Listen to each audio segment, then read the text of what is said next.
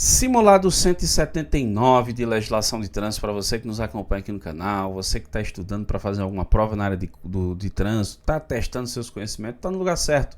São sempre 3 questões aqui por vídeo e vamos lá para a primeira delas, que é a questão de número 585. Na questão número 585 aqui nós temos o seguinte, ó. Qual das opções abaixo não é um requisito para mudar da categoria B para a categoria D? Olha lá. Na letra A nós temos a opção de ser aprovado em curso teórico. Na letra B, ter 21 anos de idade. Na letra C, ser habilitado 2 anos na categoria B. Na letra D, realizar aulas práticas na autoescola. Vejam só. Se eu tenho categoria B e eu quero mudar para D, eu preciso aqui cumprir alguns requisitos, né? O primeiro deles aqui, né, que é realizar exames, tá certo? Quando eu falo exame, tem 2 que são obrigatórios e um que é opcional, mas no fim das contas o condutor acaba fazendo, né? Até pela necessidade prática. Um exame obrigatório é o exame de aptidão física e mental, popularmente chamado de exame de vista, esse é obrigatório. Tem também o exame toxicológico, né? Já que você está mudando aqui para a categoria D, então tem que fazer o exame toxicológico, tá certo? Ele é obrigatório também.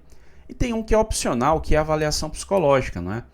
Para incluir no campo de observações do documento de habilitação o famoso EAR, né?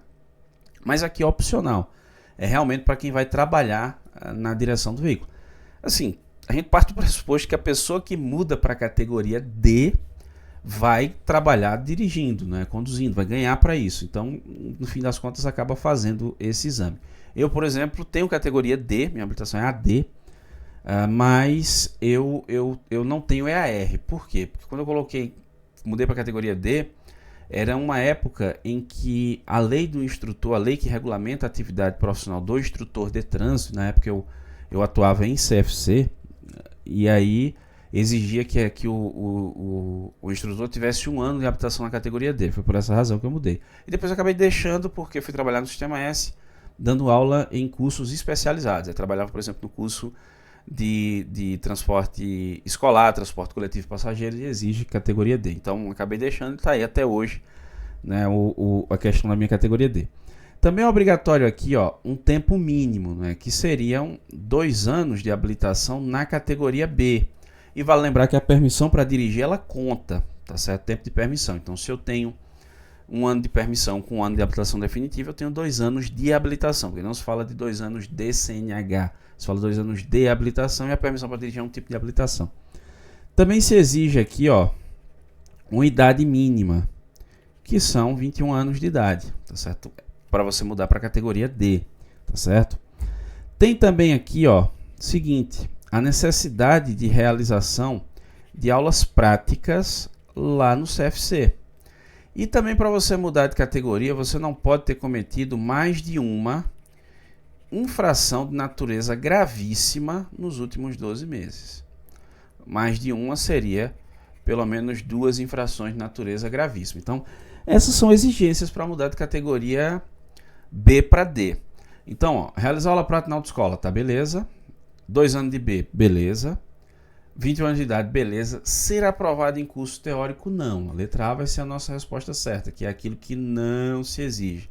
Por quê? Porque não pede curso teórico para mudar de categoria. Não tem curso teórico. Existe curso prático, aula prática. Mas curso teórico não tem. Onde é que eu encontro essa base legal? Olha, no CTB, vocês vão encontrar aqui, no artigo 145. Já ajeitei esse 5, ficou a gota, serena. Piorou, né? No artigo 145 do CTB. E a questão da regulamentação está aqui, Resolução 789 de 2020 do Conselho Nacional de Trânsito CONTRAN. Então são nossas referências legais para a resolução dessa questão. E bora para mais uma, né? Vamos lá para a questão de número 586. A questão número 586 é a seguinte, utilizar as luzes do veículo, o pisca-alerta, exceto em mobilizações ou situações de emergência, é infração. Vejam só. Nós temos, lá no capítulo 3 do Código de Trânsito Brasileiro, o artigo 40 do CTB, que em seu inciso 5, traz aqui as chamadas regras quanto ao uso de... no artigo 40 são as regras quanto ao uso de luzes. No inciso 5, a questão do pisca-alerta, né? que ele é obrigatório aqui basicamente em 3 situações. Ó. Uma delas é porque vem na linha A desse inciso 5. Ó. Imobilizações, tá certo? Imobilizações ou situação de emergência. Beleza? Aqui nós não temos uma definição clara do que vem a ser imobilização ou situação de emergência. Em relação à situação de emergência, nós temos um entendimento, né, por parte dos especialistas na área, que seria o seguinte, ó, qualquer anormalidade no trânsito. Estou passando por um trecho em que houve um sinistro, tal, enfim, vai lá e usa o pisca-alerta, e não necessariamente só com ele parado, a gente também não tem nada nesse sentido. Então poderia, num trecho de sinistro de trânsito, com de repente o fluxo mais lento, sendo até controlado pelo agente da autoridade de trânsito local, você pode usar o pisca-alerta, não tem nenhum problema.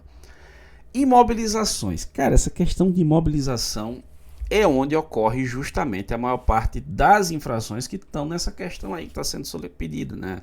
Se é leve, média, grave ou gravíssima. Por quê? O que é que os caras fazem? Né? Tenho certeza que você já viu um negócio desse acontecer. Ó. Tá lá na via uma placa de proibido estacionar. Aí o sujeito vem, mete o veículo dele aqui e toma o alerta para cima. Né? Aqui, talvez ele tenha a plena convicção de que agora ele está invisível. Eu tenho um amigo que é agente da autoridade de trânsito e certa vez ele ia passando e tinha um veículo que estava estacionado em fila dupla. Era à noite. Ele disse, cara, eu não vi. Confesso que eu não tinha visto. Mas aí de relance eu vi o alerta. Aí eu voltei lá para ver o que era. Aí ele estava estacionado em fila dupla, olha aí. Então assim, o fato de você estar estacionado irregularmente, fila dupla, esquina, contramão, na placa de proibido estacionar, ligar o alerta não faz com que tu deixe de ser autuado. Pelo contrário, agora são 2 canetadas que você vai levar. Uma do alerta, que é o que se pergunta nessa questão, a gente vai chegar lá, tem a nevo. E a outra pela infração do estacionamento. Nesse meu exemplo, estacionar em local proibido. Mas poderia ter sido fila dupla, poderia ter sido contramão, poderia ter sido esquina. Enfim, então são 2 infrações. Porque essa imobilização é por um motivo justificável e não para justificar uma infração. Exemplo, problema mecânico com o seu veículo. Aí você, acostamento numa rodovia. Ligou o alerta. Beleza, irmão, tranquilo. Não, eu me envolvi em um sinistro de trânsito, sinalizei o local, tal alerta. Beleza, cara, é para isso que serve o alerta. Ou a outra hipótese aqui de utilização é quando a regulamentação da via assim determinar, como está escrito lá, viu? O que seria quando a regulamentação da via assim determinar? Não sei se vocês já viram uma placa dessa aqui, ó.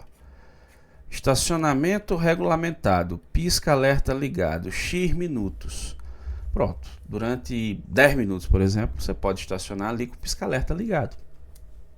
Beleza. Passou 10 minutos, caneta. É incomum esse tipo de sinalização. Por quê? Porque tem um agente fiscalizando o tempo todo. Você perde um agente para fiscalizar uma vaga dessa de estacionamento. Mas está na lei, tá certo? Quando você usa o pisca-alerta fora dessas situações previstas na legislação, aí nós temos o cometimento de uma infração. Essa infração ela está prevista aqui, ó, artigo 251, inciso 1 do Código de Trânsito Brasileiro, e ela é de natureza média. Aqui, né, são 4 pontos no prontuário e uma multa de R$ 130,16 por você ter utilizado o pisca-alerta fora das situações previstas na legislação. E aí, vamos para a terceira e última pergunta desse vídeo, que é a questão de número 587, que diz o seguinte, ó. Qual das infrações abaixo pode gerar cassação da CNH em caso de reincidência em seu cometimento no período de 12 meses? Olha lá, que pergunta.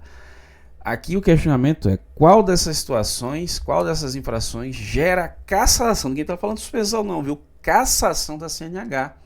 Mas em caso de reincidência no cometimento dessa infração no período de 12 meses. Olha, nós temos aqui no artigo 263, inciso 2 do Código de Trânsito Brasileiro, as hipóteses aqui de infrações cujo cometimento delas e a reincidência no período de 12 meses, é importante deixar isso muito claro, abre a possibilidade do Detran instaurar o processo de cassação. Quais são essas infrações? Olha, eu vou colocar aqui os artigos e vou explicando, viu? Artigo 162, inciso 3, que infração é essa? Dirigir veículo categoria diferente. Já pensou? Você dirigir um veículo categoria diferente 2 vezes em menos de um ano, foi autuado 2 vezes em menos de um ano, gera cassação. Segundo aqui, ó, artigo 163, vou colocar logo 163 e 164, porque são muito parecidos aqui. 163 e 164 é o seguinte: é a pessoa que entrega ou permite que um determinado condutor tome posse do veículo e passe a conduzi-lo na via. Só que esse condutor não tem habilitação, está com a habilitação suspensa ou cassada, está dirigindo categoria diferente, está com a habilitação vencida, não está usando lente corretora de visão ou não possui curso especializado, né? Então, em outras palavras, que a situação mais comum seria quando o cara empresta o veículo para quem não tem carteira. Então, isso é uma infração do proprietário. O proprietário comete essa infração 2 vezes em menos de um ano, ele pode ter a carteira cassada. Eu recebi até esse questionamento faz alguns dias aqui no canal, em algum outro vídeo que eu falava especificamente sobre cassação. E aí a pessoa me questionou exatamente isso, que acho que num espaço de 3, 4 meses, mais ou menos, ele tinha vendido na realidade a moto, mas não tinha feito transferência, nem comunicação de venda. Olha o problema. E aí a pessoa que comprou não tem habilitação. E ele foi autuado 2 vezes por dirigir sem habilitação, só que o proprietário também. Olha o problema do cara. Então ele corre o risco de ter a carteira cassada. Alcoolemia, artigo 165, né? A reincidência também vai gerar cassação, período de 12 meses. Artigo 173, que é a infração por disputar corrida, nós chamamos popularmente de racha, né? Em 12 meses da cassação. 174, que é promover na via competição esportiva não autorizada ou evento organizado sem autorização, da cassação. Também da cassação, lá do artigo 175, que é manobra perigosa com deslizamento ou arrastamento de pneu.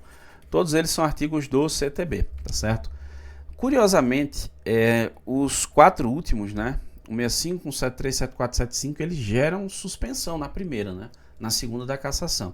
163 e 164 tem registro de 7 pontos na primeira, 162 e 163 também, registro de 7 pontos na primeira, mas a reincidência é cassação. Então bora lá aqui, ó. Recusar o teste de alcoolemia. Opa! E aí, dá cassação? Não. A reincidência não dá, curiosamente, não. O 65 dá, mas o 165A, que é o recusar o teste de alcoolemia, não dá cassação, a reincidência de 12 meses, né? Curioso. Dirigir veículo categoria diferente. Achamos nosso vencedor, letra B, mas vamos ver as outras. Disputar corrida na via pública, o famoso racha, dá cassação. Fazer manobra perigosa na via, artigo 175, também vai dar cassação, né? Aliás, desculpa, fazer manobra perigosa na via, aqui não dá cassação, né? Fazer manobra perigosa dá cassação. Rapaz, tem 2 questões certas, ó. Anulado, é a primeira questão do simulado que vai ser anulado, né? Qual das infrações abaixo pode gerar cassação da CNH em caso de reincidência no seu cometimento? Manobra perigosa na via é aqui, ó, 175, né? Que seria manobra perigosa com deslizamento de pneu, arrastamento de pneu, né? Frenagem brusca, esse tipo de coisa. Rapaz, olha, vamos, aqui é lona, bicho, nessa questão 587, mas serviu para explicação, né? Porque recusar o teste de alcoolemia não dá cassação. Cara, eu tô entendendo isso aqui, tá vendo? Aqui seria o seguinte, meu irmão, vê?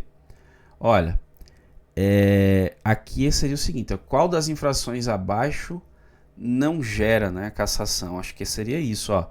Recusar o teste de alcoolemia não gera cassação. Dirigir em categoria diferente, sim. Disputar corrida na via pública, sim. Fazer uma manobra perigosa, sim. Então seria isso, né? Creio eu. Eu acho que faltou um não aí na questão, ó. Qual das infrações abaixo não pode gerar cassação da CNH em caso de reincidência ou cometimento no período de 12 meses? Tá vendo? Eu vou ter a mesma surpresa que vocês. Eu vou lendo aqui pra gente entender a questão. Daria uma anulaçãozinha aqui também, ó, porque faltou o não. Aí é pior ainda, que tu tem 3 questões corretas aí, né? Então seria isso, né? Qual das infrações abaixo não pode gerar cassação da CNH em caso de reincidência ou cometimento no período de 12 meses? Recusar o teste de alcoolemia, não. Aqui não tem cassação, né? Teria, teoricamente, outra suspensão. Dirigir veículo categoria diferente? Sim, tá aqui. Artigo 62, inciso 3. Disputar corrida na via pública. 173 da cassação, a reincidência. Fazer manobra perigosa na via 175 da cassação também. Seria isso. Ó. Eu acho que faltou o não na questão. Ó. Qual das infrações abaixo não pode gerar cassação da CNH em caso de reincidência ou cometimento no período de 12 meses? Tivemos uma questão anulada nas 587. Tá aí. Mas foi bom pela explicação para a gente entender quais infrações geram cassação, o que é que não gera em caso de reincidência, enfim. E aí, acertou quantas? A última não conta, porque ela foi anulada. Mas se você se ligou no erro aí da questão, então tá ligado no movimento, né? Beleza. Deixa aí nos comentários, gente. Eu tô sempre acompanhando. Você deixou nos comentários, pode ter certeza que eu vou ver. E aí a gente vai conversando, vai discutindo, debatendo, aprendendo todo mundo junto, beleza? Agradeço muitíssimo a você que me acompanha até aqui. Um grande abraço. Até a próxima.